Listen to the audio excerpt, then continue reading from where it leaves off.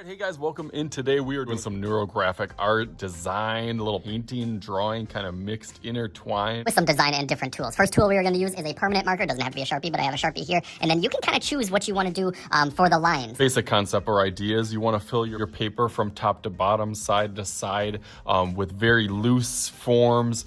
Trying to kind of free your mind and be a little bit more loose and unstructured. Ways that you can do this, you can do it just freehand and kind of design all that you want, but a fun way to do is to kind of pick a tool or a supplies. I got a few different ones here. Inside my tape, you can actually use the tape also to kind of move around on your sheet of paper. Couple different things on social media with these little kind of glass marbles that you put in like fish tanks. Or if you don't have something like that, you can definitely use something as simple as a penny, marker cap, or anything that you can basically push around that kind of gets your... almost like loss of control as you're going around. So I'm going to set these off to the side. I'm going to start at the top, and as I kind of push it, I'm kind of thinking a little bit about where it's going to go, but not too much. It's kind of nice that I can talk while doing this. Start over here, and then I kind of push it.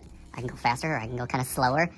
Whenever you start a line, you can't just stop it in the middle. It has to go to one of the edges, wherever that edge may be.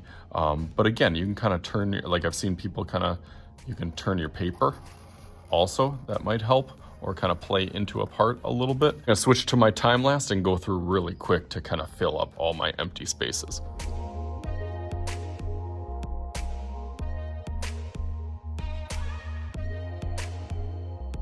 Okay, that looks really cool. That is the first step. I did another one just to see kind of some of the differences and different materials. For this one, I think I used the paper clip to go around, so you might get a little different design with each different tool that you use. And then this other one that I did is kind of the next step, where any little part that meets, you're kind of outlining, getting rid of those little sharp edges. So every edge has to kind of have a round corner to it as it kind of meets up.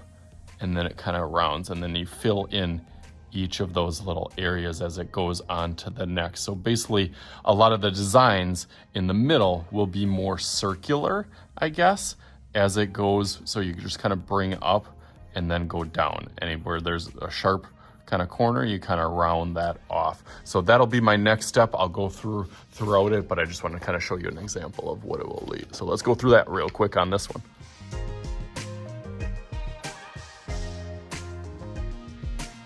Take a little break and talk about the importance of the reason for doing this. You do have to be kind of laser focused, almost hard to talk while you're doing this, which I didn't expect on this. I thought I'd be able to kind of zone out and just kind of have a conversation, but I did the other one while my class was, and it was hard because I had to answer questions while I was doing it. And it was almost tricky because it kind of killed my vibe that I was in while I was going around and trying to figure out all these little corners. So you can see some of my techniques, but basically the overall theme is like that neuron, like in the brain, like it almost kind of mimics how they travel from the brain, different parts of the body. So that's like the neurographic part. Graphic is like the art piece itself, but that's how that's kind of stems from where they got the basics or the idea.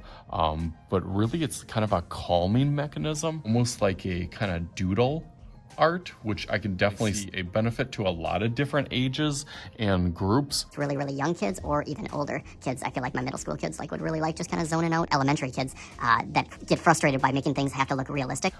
This doesn't have it. Nothing has to be perfect. Like you can always add a different line.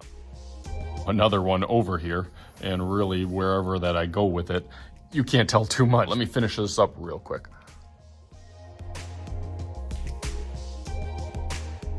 There we go. Now we got it all. I always feel like I have to double check every little part because I always feel like I miss some. Yep, kind of like up here over. This little part, I forgot to bring these ones over a little bit to this little section over here and there, just like that. Now it's a little bit more done and complete. You can start thinking about what you're going to do for your color scheme. cool colors, warm colors. You're gonna kind of mix them. I would definitely think about some of those elements and principles that we talk about. You know, the contrast, definitely you can see the movement piece of it, value of lights to darks, how you're gonna put the paint on there, or the color pencil, oil pastel. You could do this with a variety of different things, marker, wash. I want to make a little magic happen. So let's see if I can grab my little marble and just like, all right, ready? Bam! All right, nice. Doesn't it look awesome? I kind of went with a cool and a warm colors theme. I have another one with more of a wash. I would probably do that for a little bit more early elementary, maybe kindergarten or first grade. I could see having some fun with this. I definitely liked how it turned out here, focusing in the value and the color schemes. For my class, I'll probably do a 50-50 kind of warm colors and cool colors.